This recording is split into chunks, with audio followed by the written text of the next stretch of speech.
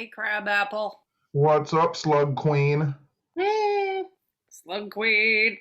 Queen of the slugs. Queen of slugs. I don't even know what that means. See her lay on the floor and not move. She is the slug queen. Slug Floor queen. people. Oh, what's up? Nothing. What have you been doing? Feeding all the animals in my backyard? What do you have you gotten a kangaroo yet? I hope. How about a beaver? No beeves. Groundhog, woodchuck, raccoon? I'm waiting for the raccoon. I know I've had one before. For anybody who doesn't follow me on Instagram, all of a sudden, I have a mama cat and four kittens coming up on my back porch every day. And then the last 2 nights, there's been a giant possum, and he was just literally on my back porch, just chilling. And he's huge. So now I just feed all the things. And then we were talking about, well, you brought up at the movies that it's Bean sending me all the creatures so I don't unalive myself. Right? Yeah. All So of a now sudden, all of a sudden, you have a whole family to take care of. I know. It's crazy. I've been telling people that like it really is like obviously like having a pet, it's like your friend and you talk to them and whatever, but just like the nurturing part of it where you like feed them and worry about them, like, it's like a big part of your day is gone when you don't have that anymore. So it's like nice to like, oh, here's your food. Have to rush out and buy cans of animal food and bird seed and peanuts. And now I got that bowl's empty. I got to wash it out, put some more in there. I know. The birds have two different water bowls, two different seed bowls. Then we throw out peanuts every day. You do, I do. We have to So take care of funny. all the babies. It's good karma. We have nice lives, and I don't think it's because, it's not for no reason. Got to take care of the small ones. Yeah, I mean, I would like to tend to believe, like, even when I see like billionaire assholes flying into space, Mm, like I can only really kind of I mean, I know that people will say this is naive and kind of stupid, whatever.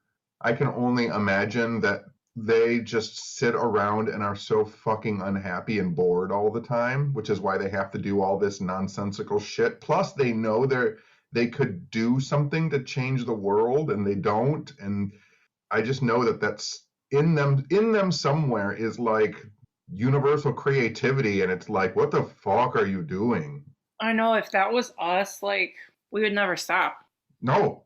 Like, everybody around us would just be having the best day. Strangers, friends, Right. whatever. Yeah. But I wouldn't be going to the movie theater and approaching random strangers in the line and explaining why masks don't work. right? What was that guy's problem? Fucking nonsense. I know, I think he was like, am I wrong? Or was he explaining? Okay, he came at that lady in line because she had a mask on, but then he proceeded to tell her a story about how he was in the hospital for an unrelated surgery and got the Rona. No, he said that he went into the surgery to have his gallbladder taken out. And if he would have died on the operating table, they wouldn't have said it was Oh, from the gallbladder. They would have said it was from coronavirus, even if he didn't have coronavirus, because they have to fake the numbers to make it look like it's a real thing. where do they find these people? And they didn't know him. I thought that they were friends with I him. did too. That's why we were like eye rolly and like we should have been trying to save them. It was so crazy. God. And then he was talking about, he was like, masks don't work anyway, because I did commercial painting and used to wear masks like that. And I'd come home and I'd have paint all under the mask. And I'll tell you what, as a janitor who's had to wear masks, and like, that just means he's wearing them wrong. No shit.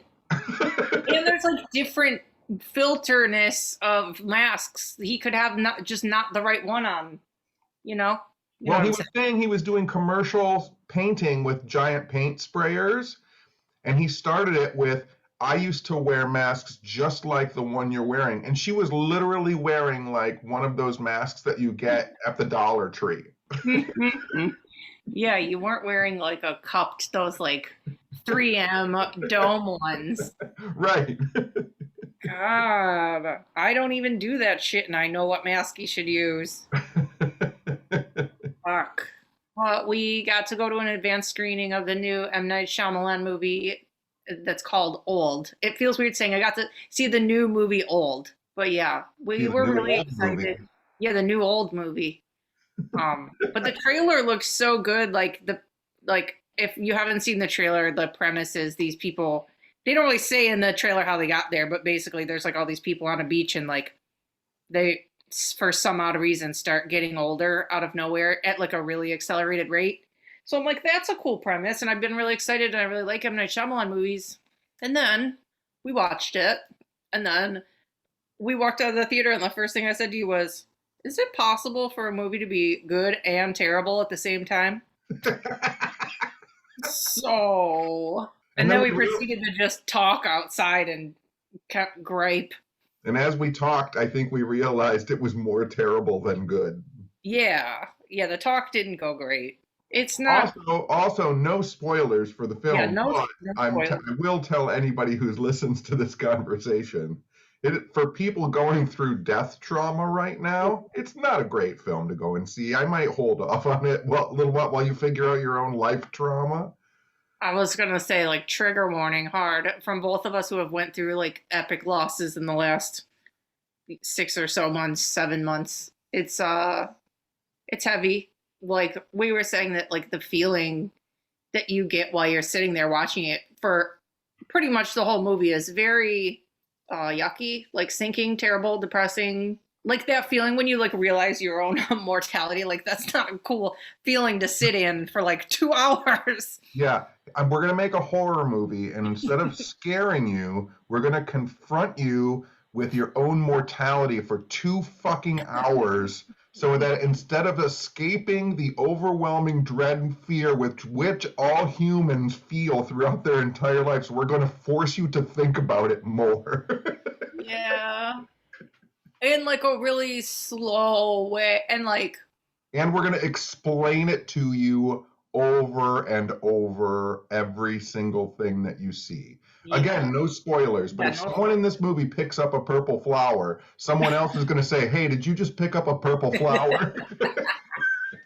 Oh my, it was painful. It was like having closed captioning on and then someone reads the words that are on the screen. That's the dialogue. God. Oh, it was painful. It really was. What's funny, when you were saying that, I thought you were going to say it's like watching a movie with the closed caption dialogues on while someone sits next to you and reads you the closed caption dialogue. That's like what it was like. The movie was 20 minutes too long and had like 200% too much dialogue. If it would have just been like more quiet, more, what's the word I'm looking for? Um, Vague, I guess. Like then you can be scared by whatever you want. Don't tell me what the fuck I'm supposed to be scared of. I hate that shit. Yeah, and write the movie in a way that's smart enough to where you don't have to tell the audience every single thing that happens. Yes. If someone walks into a cave and you show them walking into a cave, you don't have to have a character say, "He just walked into the cave." Yeah. Or like they get a headache and then somebody else is like, there's no, they have head pressure. Like, yeah, the screaming and grabbing their head was like noticeable for me. It was noticeable the first time and the second time and the third Yes. time and the fourth time and the fifth time. Fuck. It just, we were saying that like both Eli Roth and M. Night Shyamalan just don't care about me as a person for like the last 10 years. I don't know what more I can. It's like dating somebody for so long and you're like, what the fuck am I doing? And again, this is not a spoiler, but one of our big critiques with the movie was the way that Hitchcock inserts himself into his films, so he's there for a fraction of a second. I find fine and funny and quaint and kind of charming.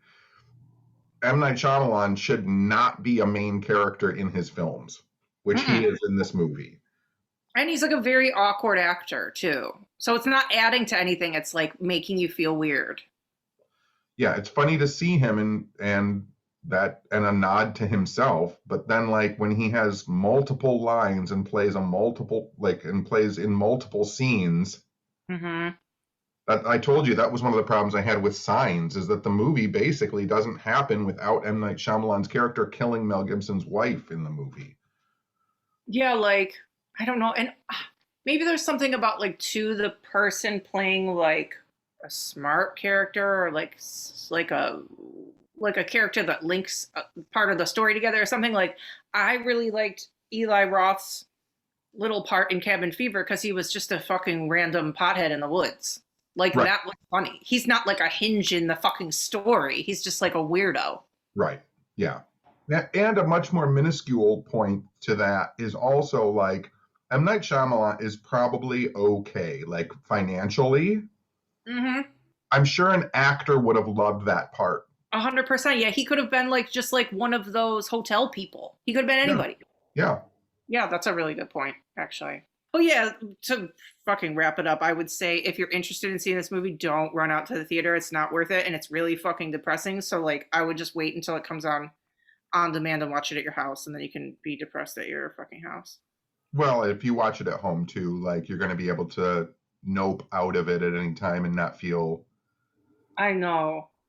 or you can There was pause it or walk away, or even sometimes recently, if I'm watching a new movie that starts to bum me out a little bit, like I will just like skip 30 seconds forward.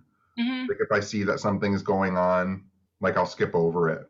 Like I Yeah, don't need to watch like right now. Like an example is like if I'm watching something on demand or streaming, and someone starts to die in someone's arms, like I just skip over that. I don't need to watch it right now, and I don't need to like see it. So, and it's not gonna affect my overall feel about the movie. I just don't need that 30 seconds or 1 minute of that whole thing happening. I agree. I feel like there was also like some point in the movie. It was probably like 30 minutes in or something where something happened, and in my brain, I'm like, I could walk out of this movie right now. Like, it was really. What movie have you ever walked out of a movie? I don't think I have. I always just see it through just so I can talk about it to people. You've never Um, walked out of a film. I really don't think so. That's crazy. What about you? Oh yeah, I walked out of Mallrats. Ugh, Uh, I walked that's out. I walked that's out of. embarrassing. That's not embarrassing at all because I walked out of Mallrats and walked across to the other movie theater and watched Seven, and I felt like I watched a better movie than Mallrats. Okay, if I had to pick one on a desert island, no, I would probably pick Mallrats because Seven would be awful if I was all by myself every day. But And then I walked out of Little Nicky, oh the yeah, Adam Sandler movie. yeah. Yeah, But and you then like went back and watched Mallrats, right? yeah, Okay, good. yeah. That I made me watched sad for you. like 10 years later.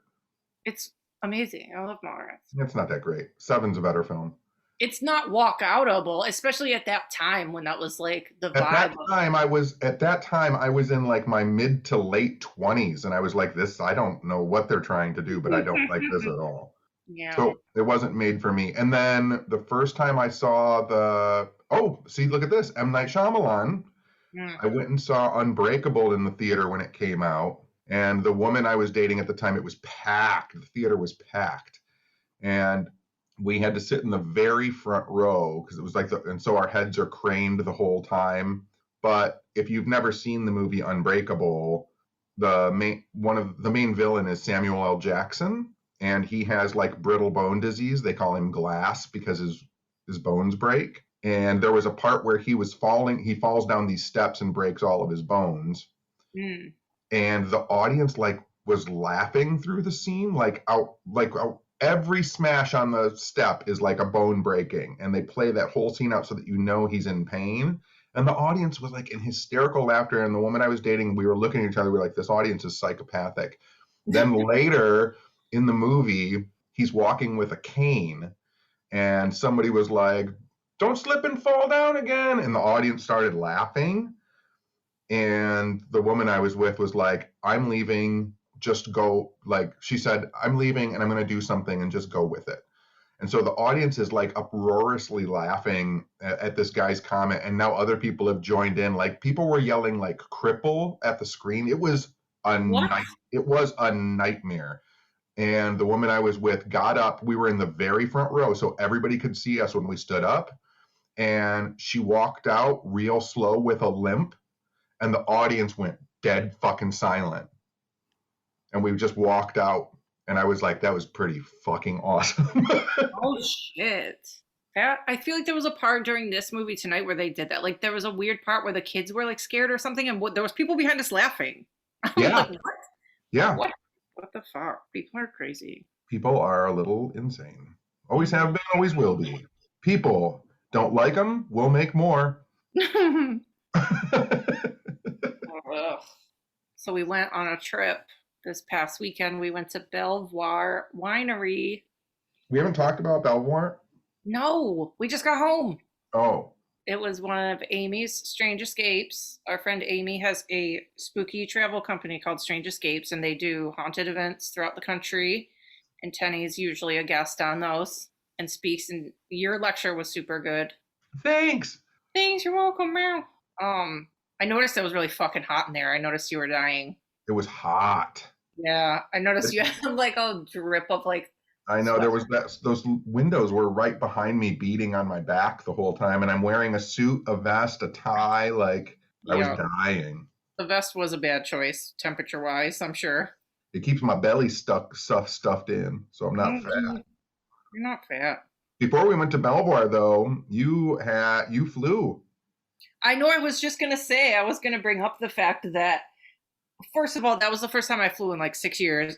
And I did really good because Tenny, without my now well, with half my knowledge, like sent me juju in my brain, so I calmed down the whole time. And like we drank a lot. But But sending you put me to sleep. Like I was forcing so much like calmness on you. I was like trying to relax and just I like know had to zone out. I felt it.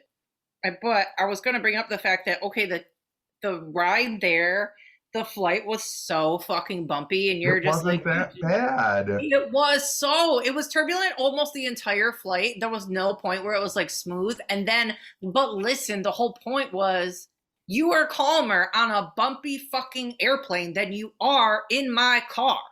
Explain That's that. there's no explanation needed. I told you are a fucking horrible driver. I was so offended. I'm like, cool, this thing could plummet to our death. And Tenny's just like, do do. And then you're driving with me to the fucking dollar store and you've got your foot jammed into the floor like you're braking. Yep. God. I'm like, oh, he's just calm as fucking cucumber on an airplane. Yep. You're ridiculous. You did a good job, buddy. Thanks, Betty. But yeah, so that was one of our, we realized that was a friendship first because we've never flown together before. Yep. And then tell everybody what happened at the airport on the way home. Oh, and then we were getting ready to fly home, and we wanted drinks for the flight because we were going to fly from Mm. Missouri to Minneapolis and then had a 3.5 hour layover in Minneapolis before we flew back to Detroit. And so the Kansas City airport is so small, there's like no place to go. But we found a little bar upstairs and we were ordering our drinks. This huge, tall person comes over to where we're at and starts ordering a drink. And he goes and sits down at a table. And I looked at you and I was like, that's Tyler Mane. That's Sabretooth from the Wolverine films. That's Michael Myers. Like, Yeah, yeah. And so you looked him up on your phone, and I was right. I know. We both had that vibe. Like, I always, when I see people in public and they're like either, I don't know, famous people just have like a look. And he was insanely tall. So in my head, I'm like, that guy's somebody. But I was so fucking tired that I didn't even care. And then when you said it, I'm like, I knew I had a feeling. But, so then go ahead. Yeah. So I went over to his table because he had been, I didn't even know there was a Cryptid Con, which was like a horror movie convention in Kansas City, and he had been at that. And we had been at Belvoir. So I just asked him how the con went, and he asked me how mine went. And then we sat and had drinks and talked about conventions and what we've been doing and what's going on. And he was super nice. So yeah, so you went over there and talked to him about the con, and then you were like, okay, we had a plan because you were going to be like, my friend wants a picture. And then you were like, you said a table finally opened up, and then you said, let's go sit at the floor top. So then we all just like sat and had food and multiple drinks with Michael Myers. Whoops. But he But was so nice.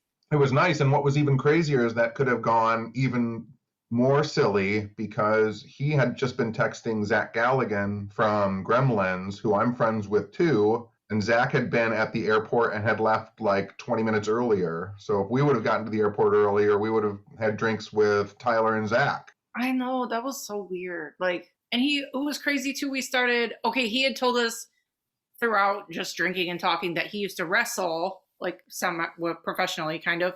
Yeah. And then I was like, usually people who watch wrestling watch the fights. So I was like, do you watch the fights? And then we talked about fighting for a while, and then we got talking about paranormal stuff, and he said that he would like to go on an investigation sometime, so that would be sick. And then Yeah, because he said he's been to Waverly Hills. yeah. And then whatever we started talking about energy and ghosts and stuff and like vibes and like he had all the same kind of viewpoints that we have. He was like, which is surprising because usually people who aren't super into stuff, like, I don't know. And then he said he had gotten a palm reading before, and the person said that like he has like super manifestation powers. Yeah, Yeah. That was really neat. He was like vibey. I don't often expect that. Like he looks like he would rip your head off your body. Like for sure. And I also think that he probably doesn't talk about that very much with people, because when he was talking, the fact that he said that he thought, like, literally his words were like, I can manifest my power.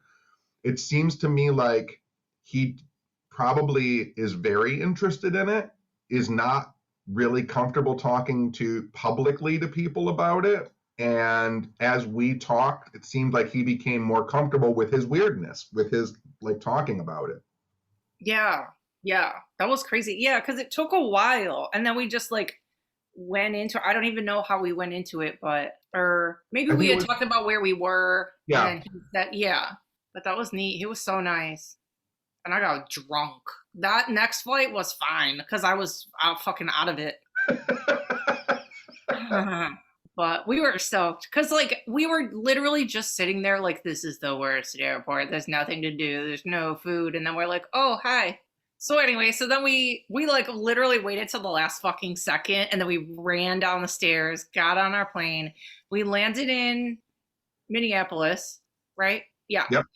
And we had a 3 hour layover, and at first we were like, we're not leaving this airport. We're gonna have to check our bags again. We're not going around. I'm like, there's a vegan fried chicken place 13 minutes from here. If you don't come with me, I'm going by myself.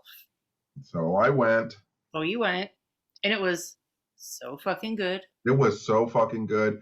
The leftovers that I put in the Ziploc bag when I got home that night, I smashed that shit like there was no tomorrow, and it was so delicious. We should have got extra. I fucked up. But there's a famous vegan butcher shop in Minneapolis that I've always wanted to go to, and our local vegan sandwich shop gets their meat from there. So I was like, oh my God, we're so close. But the vegan butcher shop closes at 5 on Sunday, so it was already closed. So then when I looked up other places, I'm like, wait, they literally just a month before we were there opened this cute little vegan fried chicken place called Herbie's Fried Chicken. And they have a little street window, and you just walk up to the window, and they hand you a big bucket of chicken out the window with tater tots on the bottom of the bucket, and biscuits, and chicken, and drinks. So we just sat on the sidewalk and had a little picnic.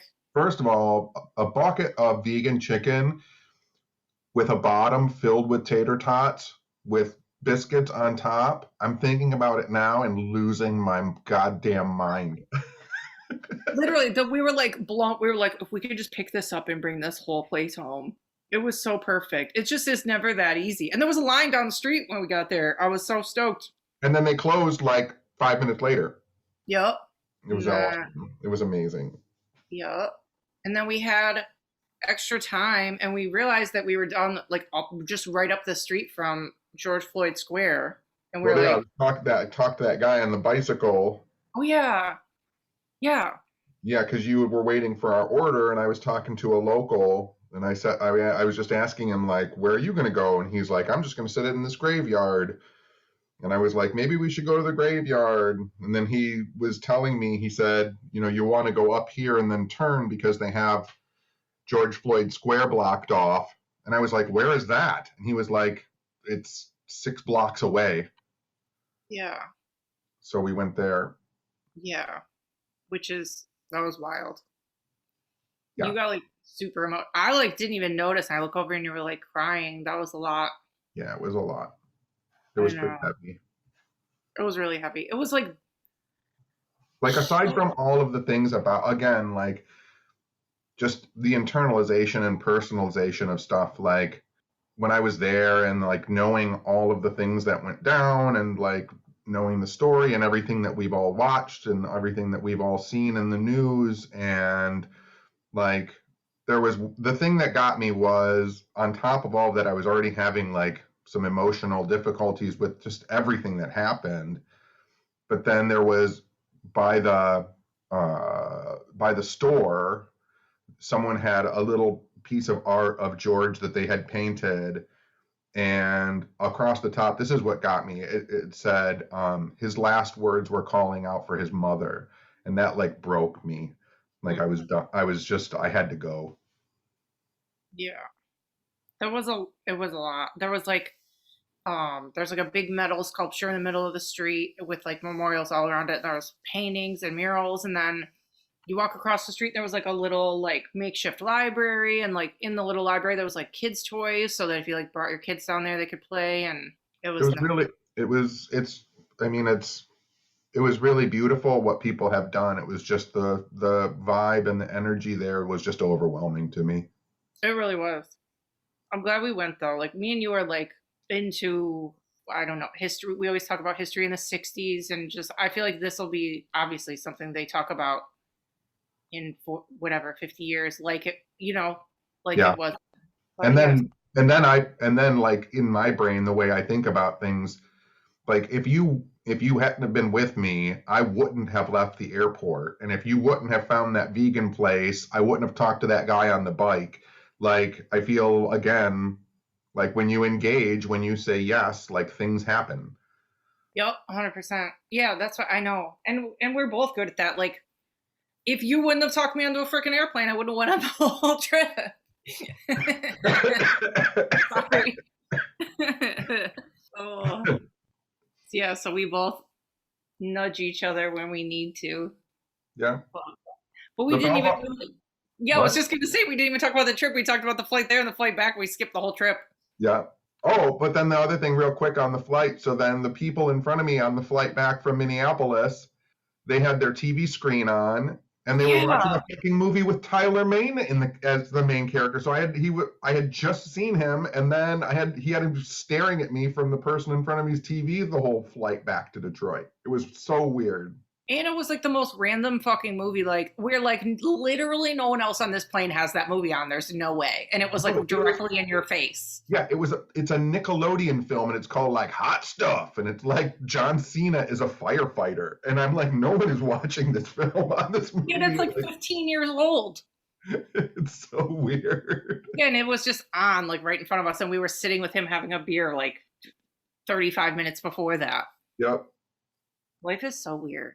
so strange. I feel like there was like several other things during this trip that happened like that where we're like, oh, it just like pops up and it's like, hi. Yeah, for sure. But it was good at Belvoir. There were lots of fun people, and we got to see lots of friends. And Chris and Wes were there, and Terry and her husband were there, and like there were just so many people. It was really great.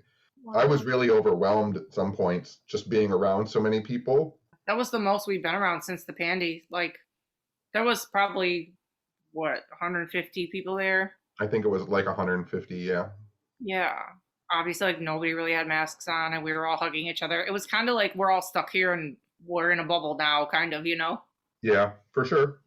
And we Um, went to, and Jesse and the owner and his wife and family took us to fun restaurants. We got to go down a slide inside of a restaurant. yeah, they had a like, it came from the top story of the restaurant, this giant metal slide. And I don't even like shit like that. So I had already told myself, I'm not doing that. And then Jesse was like, nobody's leaving unless they go down the slide. I'm like, well, fuck. Or what did he say? He said, oh, whoever doesn't go down the slide has to pay the bill. I'm like, well, fuck me. I'm going down the slide.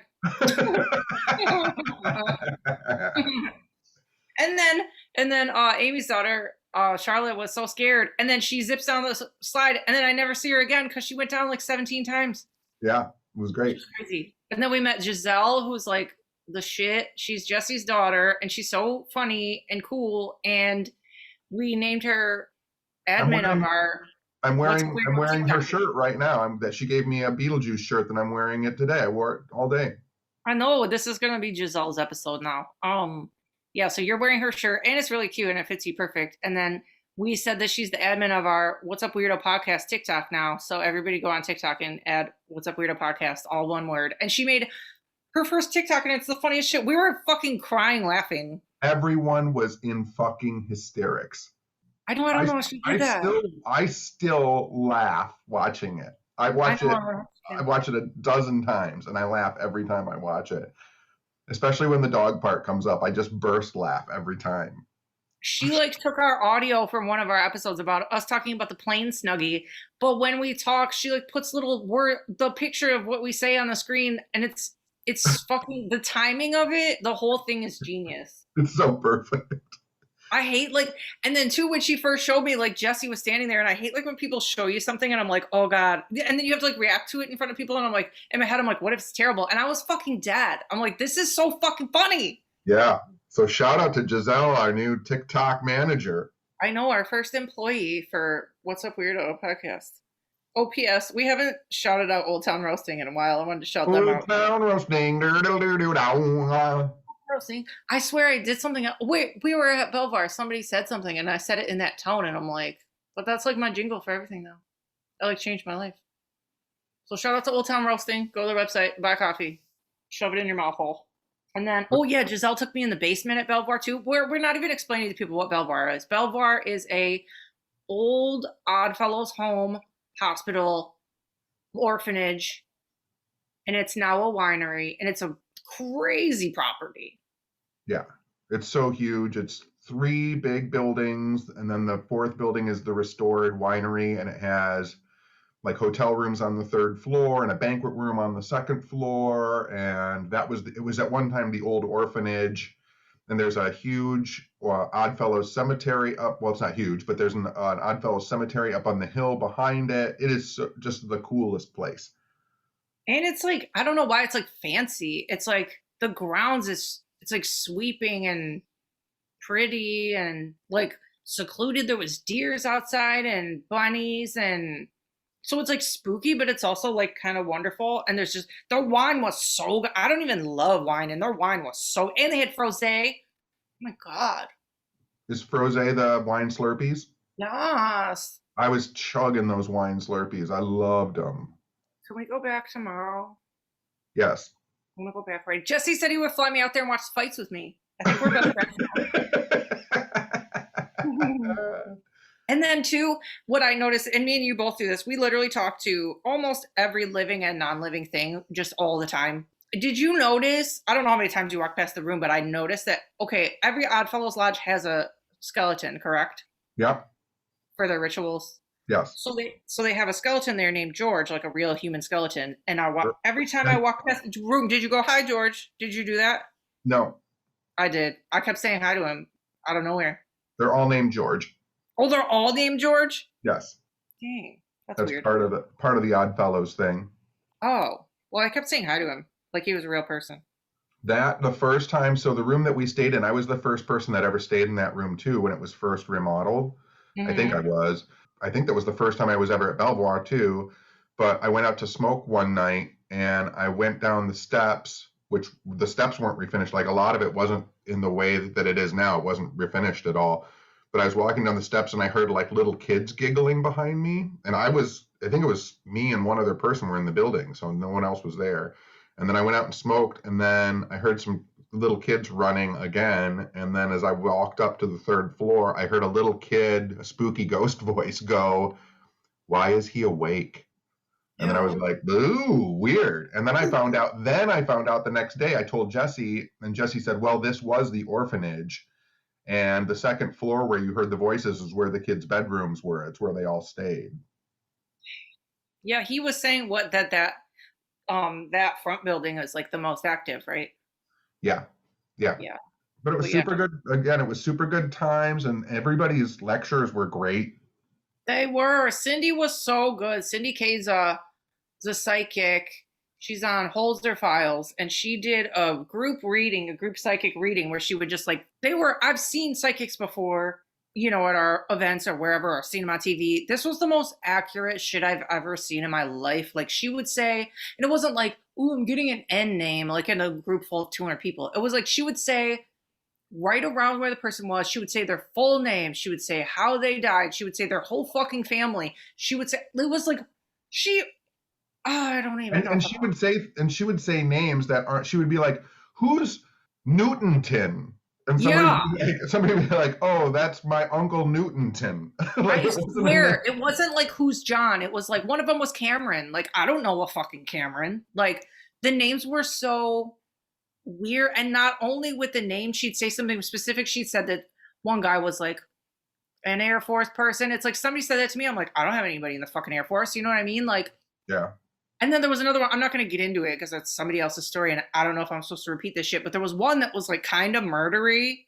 And I guess the person's death was suspicious. And like the family that was sitting there had like suspected that it was fucked up. It was like, I just keep almost saying all of it. But anyway, so the lady who came through was like, all that you guys are thinking is true. Like, my death was not an accident. It was And the whole room was like fucking choking. I'm like, oh my God. I was like frozen. It was nuts. It was nuts. And not to mention she's super pretty and super nice. Like, fucking what a combination. Right? Like, what a powerhouse. Like, you're a dope fucking psychic. And she's at Lilydale, she said, most summers and does reading or whatever. And Talking about pretty, the other thing that I thought was cool with Amy's events, because she usually has some kind of like dinner or dance party. And on Friday night, she had like a dance party, and everybody looked so fucking good. Everybody was dressed up and looked so pretty. It was awesome. that was awesome. You didn't even look like trash. You actually cleaned up pretty well. I mean, I still look like trash. It's fine. Whatever, Tony. But everybody looked really nice. Greg and Dana were there. They were all dressed up, and Adam always looks nice. Amy looked so pretty. She had a really pretty dress on, and it matched her hair, and it was really nice. It was fun. There was like, oh, they had a DJ, and it was a girl, and all the kids were dancing. I don't know. It was fun. It was fun. It was fun. Good time was had by all. It was. I know. Yeah. What else did we do? We had more dinners. We went to the Mexican place. Drank margaritas. Drank so many margaritas. That Mexican place is like one of the highlights of going to Belvoir. Yeah, that was dope. I'll go there again. That burrito was good as fuck. Yeah. Is there one episode of What's Up Weirdo where we don't talk about tacos or burritos? I don't think so. I don't think so either.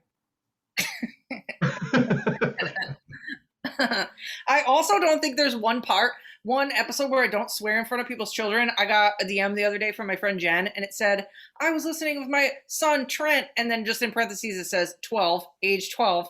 He wanted to say he loves your show, and I'm like, God damn it.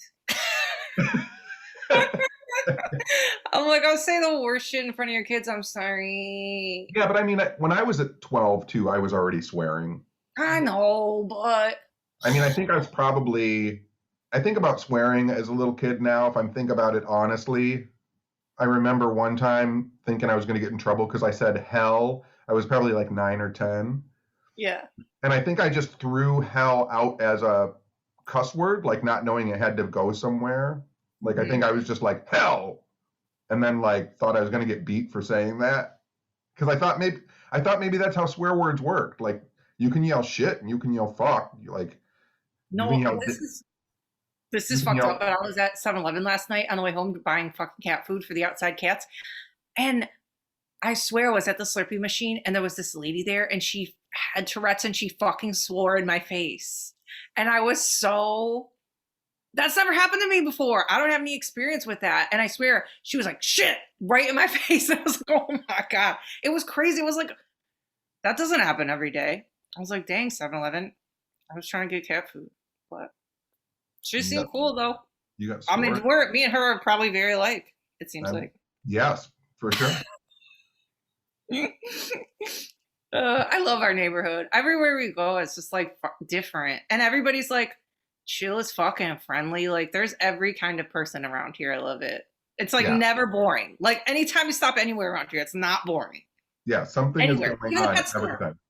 Yeah, those people at the pet store are so fucking nice. Like, everybody around here is just cool. And it's just the story. Like I told you last night, after we hung out with Molly and Kathy, I did, when I went and got drinks with them at Gus's, I went to this pizza place at 2:00 in the morning, And it was just the funniest thing watching this woman who earlier in the night you could tell had been put together, but she was just eating cheese fries with her fists, like picking up handfuls of cheese fries and smashing them into her mouth. There was just cheese all over her face. And I was like, this is kind of great. You know, during the movie tonight, there was that scene where they were going through the food and that girl was shoving pasta in her mouth, and it reminded me of her fucking French fry story. I'm like, that's that girl. Yep. Gross. But whatever, live your truth. That's her fucking truth. Yep.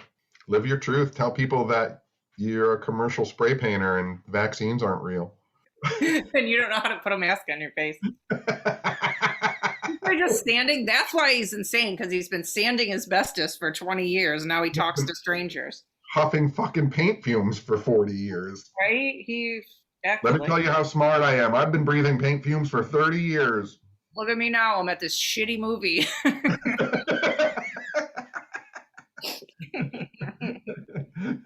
I will say, let me just interject, because I still love M. Night Shyamalan, and I don't want to trash him on this whole episode, because knowing our lives, we could meet him someday and then he'll hate me. I will say, if nobody's watched the show Servant on Apple whatever it's called, Apple TV, the show Servant is so good. It's like his show, and there's been 2 seasons, and it's so weird and uncomfortable, but in a good way. And the characters are so well acted and written, and it's weird. It's like slightly witchy, but like, I don't know. It's screwed up and weird in it. I love it. And the kid, is his name Rupert Grant? The kid from Harry Potter's? I have no idea.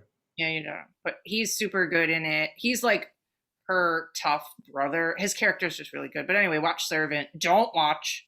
Just skip the movie Old and watch Servant from start to finish. I've never read or watched any Harry Potter films or books. This is where you ruined your whole reputation. This whole podcast, you said, I walked out of Mallrats and I never saw Harry Potter. Like, aren't you just so fucking fun? I never said I was fucking fun. I'm a grumpy old. I never said I was fucking fun. Johnny L. Tenney. That's our new shirt. Is that the name of this episode? Yes, I never said I was fucking fun. Never. God, I know I said that in one of our Patreon videos, and when we were at Dahmer's apartment site, I go, Teddy stayed in the car because he's not fun ever. And then you proceeded to get me out of being murdered. Oh, our life is so silly. It is pretty silly. I love it. Oh, let me tell you too, I was going to bring up, so since Bean passed, over 2 months ago now, a little over 2 months ago, he's only come, from what I can remember, I don't often remember my dreams, but he came to me the one time and it was really real, and we were just like hanging out and I was petting him a lot. And then he came to me the other night, and the dream, I remember we were walking in the snow and I had a sleeveless shirt on, but I wasn't cold. Like, we were just walking in the snow, and we were walking in the road, and there was like cars going by. And he was just like kept looking back at me like, isn't this fun? And I was like, ugh, I'm afraid we're getting hit by a car, but do you? And then, so every once in a while he would just stop to roll in the snow, which also he never really did, but it seemed like he wanted to, because he was like, Frenchies are very sensitive to heat and cold, and he has like a naked belly. So he would never really roll in the snow. So in the dream, it was like, hey, I'm running in the street. Hey, I'm rolling in snow. And they don't affect me at all. So it was like, it was so cute, because I felt like he was showing me that, like, hey, I get to do all this stuff that, like, I can do whatever I want here. Right. You know what I mean? Yeah, for sure. It was so cute. Like, saying, hey, Mom, I can do all sorts of stuff now. Yeah, it was like, I felt like all at the same time he was showing me, like, look, I can run in the street. Like, there's no, wherever he is. In the dream, was he tripod or 4-leg? He had 4 legs. Yeah. And it was like, I feel like he was showing me there was like no danger or consequences where he was. And also, like, anything that affects you, like being cold or anything, like, you don't feel, you could just do whatever you want. Yeah. It's not, I was so aware of it too in the dream. I was like, I looked down at my arm and I had like a cut off sleeve shirt on, and I'm like, why aren't I cold? And it was like slushy. And there was literally cars going by, but they were like going around us like a bubble. I'm like, this is so weird. And it was so real. And you were worried about it, but he wasn't. No, he wasn't. No. And he was just kind of looking back all excited, like, look what I can do. And now there's just like animals flooding around me, like to take care of. Yay. I know. I know. I like dream lessons with Bean. This is like he can do this forever and just teach me stuff. He's like my He's one of your little spirit guides. he is, I swear. It's exciting. Yeah, that was exciting. It was really And I'm it gonna really felt like a lesson. and I'm gonna end up with one of those cats. I know. I'm so excited. I'm like excited to see because you want a male. I'm excited once we have them gathered to see which one's a male and like kind of see which one you pick because I feel like they're all a little different. A lot of times in that situations like I've had with cats, like I've never picked them, like they've picked me. Yeah. You know, I went to the when I got Charlie, I went to this house, his foster house, and he was a kitten. And I walked in and they were like, "Oh, we don't know where he's at right now. Like he hides everywhere all over the house and we don't know where he's at." And I said, "Well, I'll just wait till you find him." And so they were looking all over the house and I was just standing in the kitchen drinking water and there was a tiny little like meow and I looked and he was underneath the kitchen table and I was like, "Hey, buddy." And he like came out and sniffed me and I picked him up and the lady walked in and she was like, "Where was he?" And I was like, "He was in here with me." And she's like, "He let you pick him up?" And I was like, "Yeah." And she's like, "Well, I guess you're supposed to go with him then." Mm-hmm. She's like, "He doesn't let anybody pick him up." And I was like, "Well, there you go." Then I took him home. And the next day he threw up a worm on my carpet. Worm baby. And so I called Charlie for the first 2 months of his life, Wormer. Mm, little nugget. How old And was he? Got to be 14 too, right? Or 13? 13. Yeah. Yeah. Yeah. And when I got Charlie, the untold story, when I got him, he was really dark brown.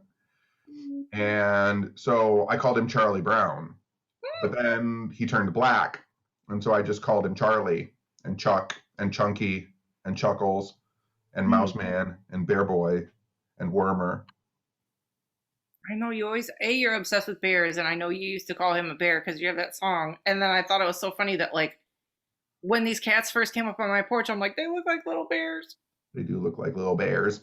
You're meant to have one. And we were talking about that too, how Bean is like sending me tiny creatures to take care of so that I feel better. And then also through me, he somehow like sent them to me because he knows that you're finally ready. Yeah. Like it's all very intertwined. Yep. And I Absolutely. love it. It is. Yay. And I can and the third part is like even though I'm not ready for anything, I won't be for a long ass time. He like whatever is doing this like knows that I'll see your cat all the fucking time. So it's not like it won't be mine, but it's like I'm just gonna bring it stuff every day. Right? Yeah. We're gonna find out. We're gonna find out if the cat likes Del Taco. I know. It probably will. We can get it a chicken taco. We need chicken tacos for the kitty cat. Hey, we got all the way to the end of an episode without it getting real dark at the end. I know. I feel like I said the F word like 30 times though. Oh, I swore a lot tonight. Well, Who fucking cares? who fucking cares? Such a beautiful singing voice. Have you ever thought about I sound good. Have you ever thought about being a professional singer? Have you ever thought about being nice to me for 30 seconds of your lifetime? Or No. I didn't think so. It shows. I also forgot to say that our listener, I suppose, Chris brought me at Belvoir brought me a Quint action figure. Yeah. It's so sick. It's so sick. It looks, some action figures are just like depressing, like whose face is that? This one looks exactly like Quint. It's like perfect. Yeah. So sick. And like people wanted to take pictures with us and said such nice things about the podcast at Belvoir. I was like overwhelmed. I'm like, this is crazy. Hey, get your star or bird book. I know. Which one do I want to do? I want to do more birds. You want to do more birds? Do more birds. Yeah. Okay. Go ahead. Patreon, name off bird time. Name off bird time. Name off bird time. Ian Palma. Pigeon. City Pidgey. chick, city chicken. Isn't City that what they chicken. call Isn't that what they call pigeons? I know. I call him Baby Pidge. I don't know what you call him. Jennifer Corbell. Morning Dove. Oh, that's sweet. I know. Jenna Fletcher. Screech Owl. I would like to be a screech. You I kind of used are. to call Beanie Screech Owl all the time. You're kind of a screech owl. I am a Screech Owl. Owl. Why can't I say owl? Owl. Dawn Schmelzer. Barn Owl. Barn owl. Those are really pretty. Dun dun dun dun dun dun. Chris Gemini's. Great Horned Owl. Yeah, that's a great That one. is a great one. Oh man, this next one is real good. Is it? Because it's going to the Traveling Museum of the Paranormal and the Occult? Oh, it's Yellow-billed Cuckoo. Yeah! That's so fitting. That makes so much sense. No. Uh, Cute. Susan Buckholz. Chimney Swift. Cara Darby. Common Nighthawk. Jennifer Dedrick. Ruby-throated Hummingbird. Patricia Hutchins. Belted Kingfisher. Jesse Lamcooler from Belvoir Winery. Red-headed Woodpecker. That's a good one. Oh, I can't. I haven't been crossing these off right. This is a good one. Angela. Yellow-bellied Sapsucker. That's a good one. Sandra. Downy Woodpecker. Downey. Amy H. Eastern Kingbird. Ooh, that's pretty. Melzora Parks. Great Crested Flycatcher. Bree Hines. Horned Lark. A horned lark. Horned. Becky Johnson. Purple Martin. That's pretty. Purple is underrated as a color. Totes. Ostra. Tree Swallow. Bex Atwood. Barn Swallow. Carrick's Longest. Magpie. Rachel Asno. Crow. Jennifer Simpson. Blue Jay. Blue Jay. Debbie. Debbie. Debbie. Debbie. Black Cap's Chickadee. What is that? There's a cute one. Oh my god, I love it. Wait, who is it? Bear. Brown Creeper. I love it. Denise Langvin. House Wren. General Wald McIntyre. Mockingbird. And that's Okay. it. That's it? That's it. All right, we'll need more Patreons, and then we'll say your names and give you your bird. I hope I This pronounced next one is everybody's the next name- one to start on is real good too. I hope I pronounced everyone's name correctly. I know I don't know how to do anything. The other thing too is when you download the list of names, like sometimes it cuts off parts of people's names because it gets too long, and then I'm not good with formatting things like on spreadsheets and stuff. I So if know, you and then make- we were saying that we want to like out of nowhere call people sometimes just to be funny, and it doesn't give you any spot on Patreon to put your phone number. So I think when we do that, we're gonna have people DM us on Patreon their phone number, and then if you want to be in the running to get us weird phone call from us, then we'll just like run our do a roulette and pick somebody. Yeah, there's a roulette app you can buy where you can plug in numbers and stuff. But I want to start next month randomly calling people. Okay. I think it'll be fun when we're at events too to call people if they can't make it to the event. Oh yeah, that's cute. Yeah. Yeah. Okay, we'll do Anything that. else? Stupid? What the fuck ever? I gotta check on my kidders. Okay, you go check on the kidders and I will wash dishes. They ate 4 bowls of food since we got home from the movie. Yeah, they're gonna be good and good health. They're so hungry. I got to start thinking about all the things I got to buy. I know. I was thinking that because she said I might have to watch them for like a week while we get Litter them box, adopted. litter, water, bowls, toys, things, more things, more things, more things, You need a cat bed. all the things. I know. It'll be okay. We'll go. I'll help. I'm gonna buy some stuff too. I want to help. And I have to take my hand vacuum cleaner and go around every corner and every spot in my house so that there's no anything I still find from my parents, I still find like loose meds in the corners of the rooms and stuff. So I got to clean all that out. I mean, don't say it's from your parents, plural. It's literally from your crazy dad. Your mom didn't do that. No, but she had like her heart medicine and blood pressure medicine and stuff like that. I know, but I know, but it was mostly my dad. yeah, I don't think it was her. Yeah. Hmm. You're gonna find stuff from him forever. No, I'd hope not. I hope not too. All right, that's it. Okay. Good Okay, talk. bye.